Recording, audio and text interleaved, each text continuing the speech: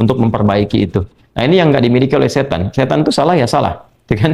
Salah ya salah. Jadi ketika dia berusaha untuk mendapatkan rahmat Allah pun dengan taubat itu selalu terhambat dengan kesombongannya. Dalam diri kita ini, boleh jadi setiap manusia itu kan tidak ada yang suci. Ya, kecuali para nabi dan rasul yang memiliki sifat maksum, dijaga dari kesalahan.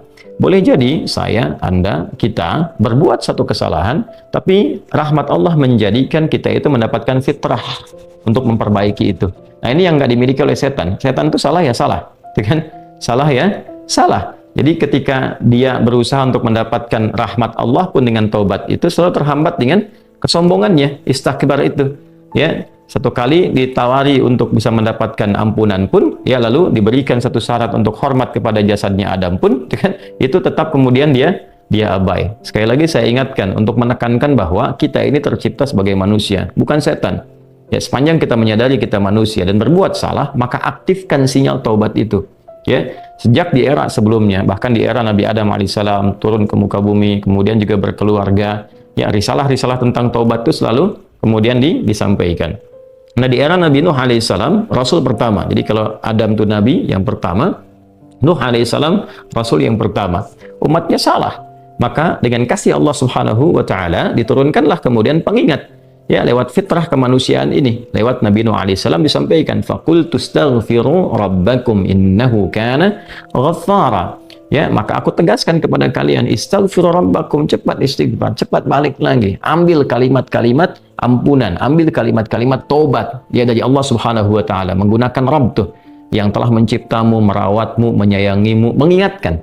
Jadi Rabb itu ada nilai-nilai rububiyah di dalamnya. Ya, ada sifat-sifat rububiyah. Ya, bukan sekedar mencipta, tapi juga merawat, memberikan perhatian, memberikan kebutuhan. Kalau dalam bahasa bebasnya Allah seakan ingin mengatakan, hei, aku kan yang cipta engkau, ya kan? Engkau berbuat salah, aku berikan kesempatan untuk saleh. Aku kirimkan di kalimat taubat, aku berikan kesempatan untuk memperbaiki diri. Kenapa engkau nggak ambil, ya kan? Ya, indah sekali gitu. Ya, aku ciptakan engkau salah, aku berikan jalan saleh. Kenapa ketika aku berikan jembatan untuk memperbaiki diri, engkau tidak ambil? Maka lewat Nabi Nuh alaihissalam, sejak di era kerasulan pertama itu diingatkan sampai nanti puncaknya di era Nabi Muhammad sallallahu alaihi wasallam.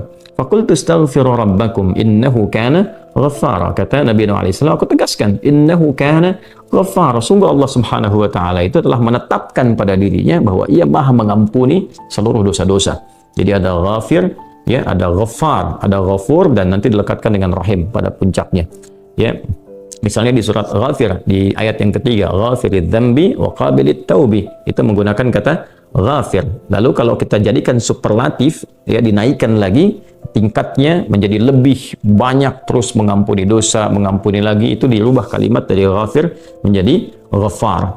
Kalau tanpa batas diberikan kemudian sifat yang ketiga yaitu Ghafur.